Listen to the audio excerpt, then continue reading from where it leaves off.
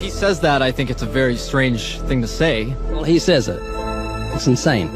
Nothing can't create anything because it's nothing. There has to be something in the beginning. Nowhere in our history of human reality has something kind of just appeared out of nowhere. Do you believe that nothing created everything?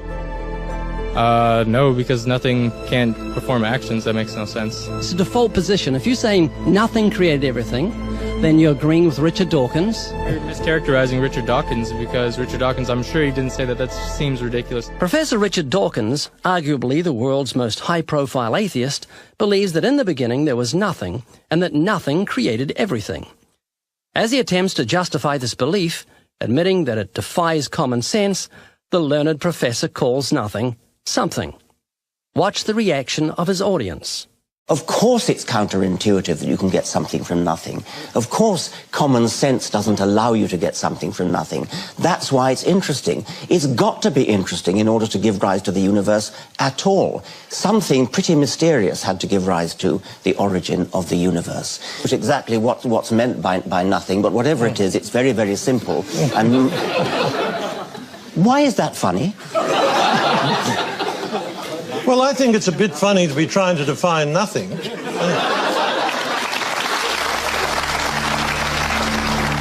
Richard Dawkins, I'm sure he didn't say that. That seems ridiculous.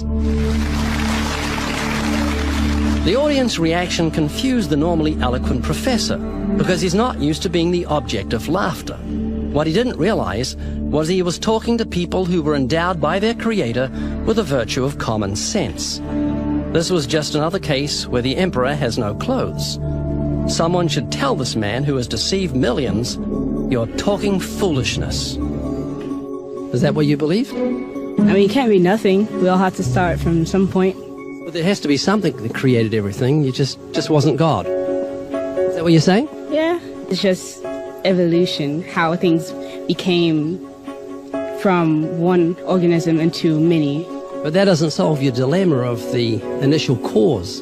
There has to be an initial cause. If there was a big bang in space that from there issued cats and dogs and horses and cows, the sun, the moon, the stars, the seasons, and all this marvel of creation came from a big explosion, what caused the explosion, and where do the materials come from the explosion, and why is there such incredible order from the explosion? Every explosion I've heard of creates chaos, not order. That makes sense? Oh, yeah. This is what you're looking for. If you were looking for truth, this is your information that you need to say, oh, that's logical. How could all this design from the atom to the universe, an incredible order, just happen by accident? Because an atheist actually believes nothing created everything, which is scientifically impossible. And I'm trying to say, Haley, I just want you to think. You're not just a blob of nothing that came from an explosion that created order, which is against nature. That means that you've got purpose and meaning in the universe. So it's not altogether bad news. I just want a relationship with whoever built me. This is too much, too weird that it happened by accident. It didn't happen by accident. I don't feel that it did. You believe in evolution? Of course I do, yes. Live science says of Darwinian evolution, it can turn dinosaurs into birds, apes into humans, and amphibious mammals into whales. What Darwin showed in his work on evolution and natural selection is that we don't need to invoke any supernatural force or power to account for the development of life through time on Earth. The ongoing processes that are observable in today's world. You think it's a belief? I think it's just fact. I think more like facts. There is too much evidence to ignore. Do you think it's a belief? No, it's science. It's the way it happened. It's logical. You know, all the scientists pretty much agree with it. It's more of a fact. When did you start to believe? When I started to think for myself. When did you start believing? When I took my first biology class. It all started to make a lot of sense. The teacher made it very, very easy to understand. I generally trust the scientific community. Makes more sense than any religion or anything. The fossils they found of all the cavemen, the Homo sapiens, the dinosaurs, it shows clear evidence. I believe in science. What's your major here at this university? Biology. Your biology major? Yeah. You believe in evolution? Yes. What's your major? Geology. Chemistry? Biochemistry. Environmental science and policy. I'm a physicist. Biochemistry. Okay, do you believe in evolution? Yes, I do. Do you believe in evolution? Yes, I do. Of course. Yes, I do. I do believe in evolution. You believe in evolution? Yes. Are you a strong believer? Yes. Are you a strong believer? Yep. Yes. Yes. Absolutely. A scientific method is based on the collection of data through observation and experimentation. Science Daily. Could you give me some observable evidence that evolution is true? Something I don't have to receive by faith. Yeah. Some observable evidence. I mean, take a look at what happened 65 million years ago. Hang on, I can't. That's 65 million years ago. I believe, millions of years. So that can't be observed. We can trace the evolution through the fossil record. Could you be specific? Just give me one. Between 6 and 7 million years ago. Hundreds of thousands to millions of years? So it's quite a long time. Yes. Millions of years. Yes. So it can't be observed. Evolution is not testable over time. We are condemned to live only for a few decades, and that's too slow, too small a time scale to see evolution going on. Richard Dawkins. We see nothing of these slow changes in progress until the hand of time has marked the lapse of ages. Charles Darwin. You've got the canine kind, the coyote, and the domestic dog, and there's the feline kind, which is the cats, the tiger and the kitten, and you've got humankind. So Darwin said there'd be a change of kinds over many years, so could you give me one example of observable evidence of a change of kinds? So, for instance, the fossil record shows the common ancestors of all carnivores, that cats and dogs were once linked, once united by a common ancestor. How long ago? This, I believe, was like 60 million years ago. I don't want something I have to accept by faith. I want it to be observable. Observable evidence. Well, I mean, if you're just asking me here on the street, there's not really much I can tell you in terms of observable evidence. Like, we would have to really examine existing data to draw conclusions of our own. I would have to have faith then. We would have to have some amount of faith. Can you think of any observable evidence for Darwinian evolution where he said there'd be a change of kinds? Monkey to man, is that what you're talking about? Yeah, a change of kinds. I don't really believe there's any proof for that yet. Wild monkeys are the only ones with the 5th digit, like we have. Well, koalas have a 5th digit. Did you know that? I didn't know that. Think we're evolved from koalas? No. When I went to Washington D.C., I saw they had a whole exhibit just on the... In the Smithsonian? Yeah, in the Smithsonian. Oh wait, so that is just like some stuffed dummies, like standing around a fire. I know that everyone talks about the missing link for humans and whatnot. I believe that there are connections that are out there that we haven't found yet. I'm going to trust what those experts did.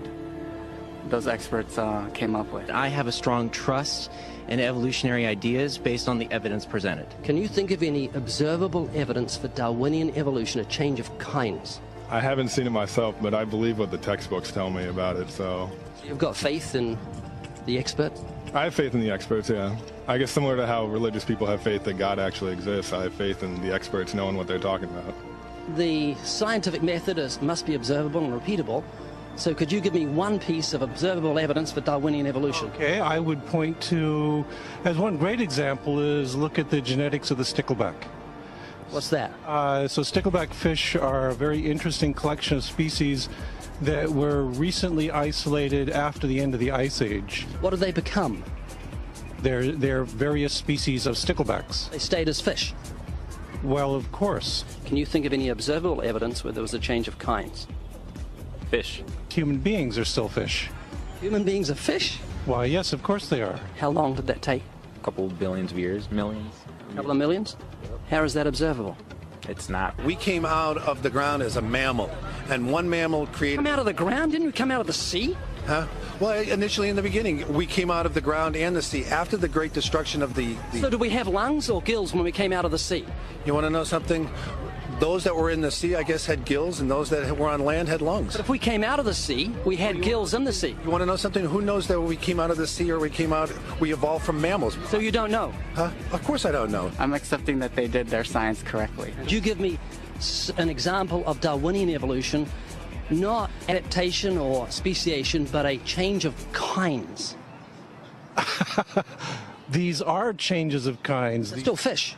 They're distinctly different fish. We have thousands of examples. Can you give me one? I can give you thousands. Just one. For instance, I would say look at Lenski's experiments with bacteria then. So what do the bacteria become? The bacteria are still bacteria, of course. That's not Darwinian evolution. That's not a change of kinds, is it? It is a change. It is a change in the genetic makeup of the bacteria, which is still bacteria. So what did the bacteria become? A new kind of bacterium. So it's still bacteria. There's no change of kinds. To summarize, the observable evidence that you give me for Darwinian evolution is bacteria becoming bacteria. No, it is bacteria acquiring new metabolic capabilities. You said before that there is lots of evidence for evolution. I just want one observable evidence for Darwinian evolution, just one. But I gave you some. You don't want... Not some, I want one. Wait, you don't want that. I want one. Yes, I do. I'm pleading with people. You asked me to tell you when I've watched one species evolve into another. Isn't that right? No, one kind into another. There's 14 different definitions of species. So I want a change of a kind. When you're talking about kinds or change in families, you're actually talking about macroevolution. You're talking about changes on the level that separate, say, cats from dogs. So could you give me any examples of Darwinian evolution? Well, when you say examples of that, then you have to sort of look at over a longer time frame. It has nothing to do with faith. Faith is something that I have to, unseen, I have to believe in. That's it, unseen. Look, do you believe evolution? Of course I do. Are you a believer in evolution? Yes, I am. When did you start to believe evolution? I started to believe evolution when I started to think out for myself. Is evolution a belief? Well, you know something, evolution is a thought process. Is coming to terms and checking out all the alternatives, like taking a look at the religion, man-made religions. Let me ask you again: is evolution a belief? No, evolution is, well, yeah, in a word, yeah, I could say it could be a belief. When you say change of kinds, you mean the evolution of one species from another or to another? Yes, we have that in action, actually, in the Galapagos. Could you give me one instance? Yes, we have an example from a group of birds called Darwin's finches. You take a look at the difference between the finches on the islands that all started out. I mean, that's very, very observable. But that's not Darwinian evolution. There's been no change of kinds. What do the finches become? They become genetically new and anatomically new, recognizably different species. So they're still finches? Well, of course they're still finches, yes. But they're not a change of, there's no change of kind. Little birds that he had observed. What did they become? Their beak shapes. They're still birds. Yes. 3 finches that turn into different types of birds. They're still finches. Well, for example, Darwin and his study on evolution of the birds on the island that he went on to there. Their beaks changed? Their beaks. They're still birds. There's no change of kinds. That's within the kind. It's evolution on the beaks. So that's called adaptation. It's not Darwinian evolution. There's no change of kinds. There's no different animal involved. I want something that shows me Darwin's belief in a change of kinds is scientific. Darwin spoke of a change of kind. Can you think of any observable evidence for Darwinian evolution where there's a change of kind? Change of kind. Change of kind. I'm gonna have to think about that one a little longer. You give me anything that I can see, observe, and test, which is a scientific method for Darwinian evolution, a change of kinds. Test and observe.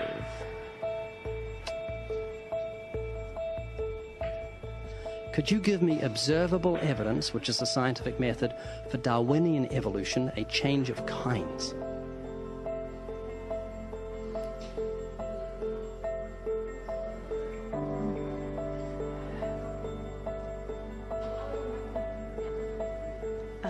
I gotta think about it. So you want the evidence of it? I would say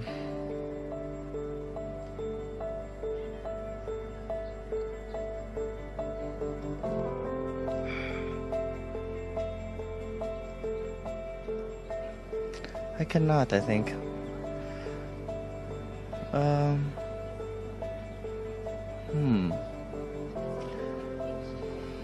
It's a hard question, actually.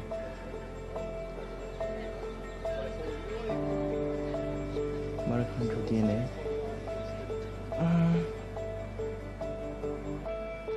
So, can you repeat the question again? Could you give me any observable evidence, just one, for Darwinian evolution? Let me think about that for a sec.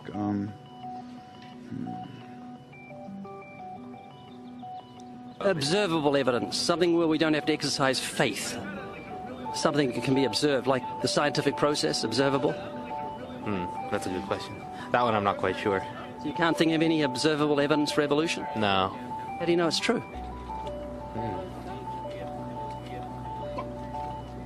I'm not sure. So Darwinian evolution is not observable, it's not scientific. I guess so.